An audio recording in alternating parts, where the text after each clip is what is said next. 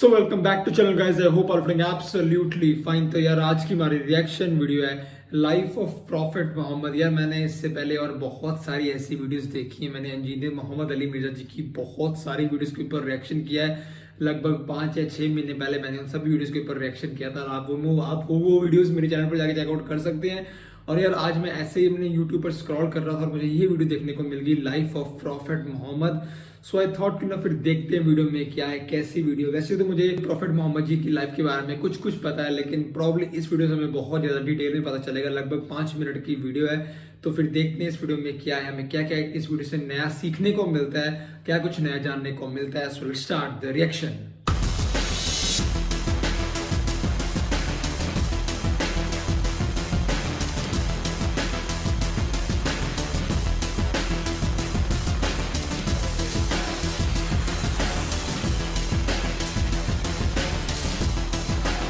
मोहम्मद सल्लल्लाहु ताला अलैहि वसल्लम मक्का के बाजार से गुजर रहे। देखा कि बाजार में एक बूढ़ी औरत हाथ में 2 थैले लिए खड़ी थी। वो बेचारी बूढ़ी इतनी ज़ईफ और कमजोर थी कि एक थैला हाथ में उठाती थी तो दूसरा थैला जमीन पर गिर जाता था। वो बेचारी एक एक कर थैला उठाती थी और आगे जा रही थी और इसी तरह मुसलसल एक थैले को आगे रख देती थी, दोबारा से दूसरा थैला लेने वापस उसी जगह पर आती थी। सबकी नजर पड़ रही थी। वो बूढ़ी इधर उधर देख रही थी कि कोई है जो मेरा ये सामान घर तक पहुंचा दे। सामने से हमारे नबी मोहम्मद सल्लल्लाहु ताला अलैहि वसल्लम तशरीफ ला रहे थे। उस बूढ़ी औरत पर अचानक नजर पड़ गई। पास आकर उस बूढ़ी औरत के फरमाया, या उम्मा मा तफालिमा, क्या मैं थैला उठाने में मदद कर सकता हूँ? अब उस बूढ़ी माँ ने जवाब दिया कि एक थैले को तू उठा ले और एक थैले को मैं उठा लेती हूँ। नबी ने कहा, माँ रहने दे।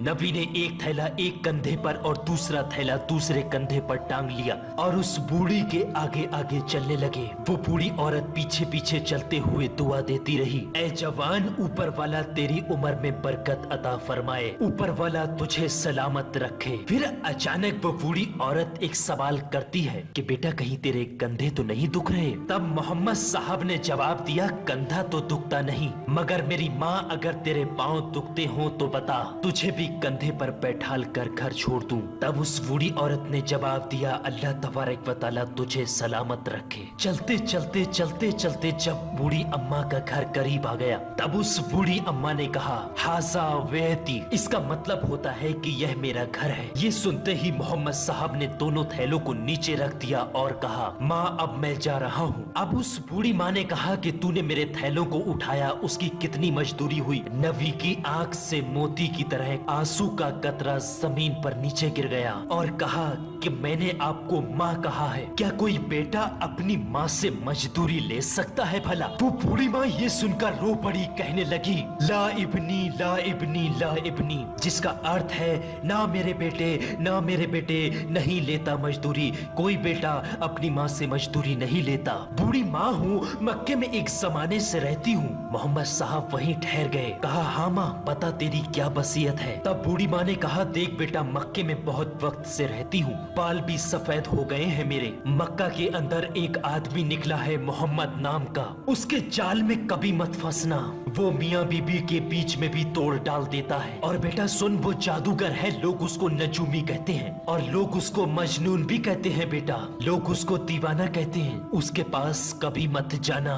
नबी की आंखों में ये सुनते सुनते आंसू आ गए। कहा, हाँ माँ जैसा तूने कहा वैसा ही करूँगा। वो बूढ़ी तजर्बेकार औरत थी और पूछने लगी कि बेटा तू रोता क्यों है? तब मोहम्मद साहब ने जवाब दिया, कोई बात नहीं माँ, जब तुम्हें दोबारा कभी मेरी जरूरत पड़े तो मुझे याद कर लेना, मैं हमेशा आपकी खिदमत के लिए तैयार हूँ। और ये कहकर वहाँ से रवाना होने लगे। तब उस बूढ़ी औरत ने कहा, ना तुझे इस अम्मा का वास्ता, बता तू आखिर रोता क्यों है, वजह क्या है इसके पीछे? तब मोहम्मद साहब ने फरमाया कि ऐ माँ, तू जिस जिस मोहम्मद के डर से मक्का को छोड़कर जा रही है, जिस मोहम्मद से तू मुझे रोक रही है, वो मोहम्मद कोई और नहीं, वो मोहम्मद मैं ही हूँ। मेरे दोस्तों, वो माँ थी। माँ ने मोहम्मद का जुमला सुनाते हुए कहा, बेटा मोहम्मद तू ही है। तो ये बूढ़ी औरत दुआ करती है कि अगर तू वास्तव में जादूगर है तो अल्लाह तबारक व तआला हर मक्का वासी को जादूगर बना दे। अगर तू नजूमी है तो अल्लाह मक्का के अंदर रहने वाले हर इंसान को नजूमी बना दे।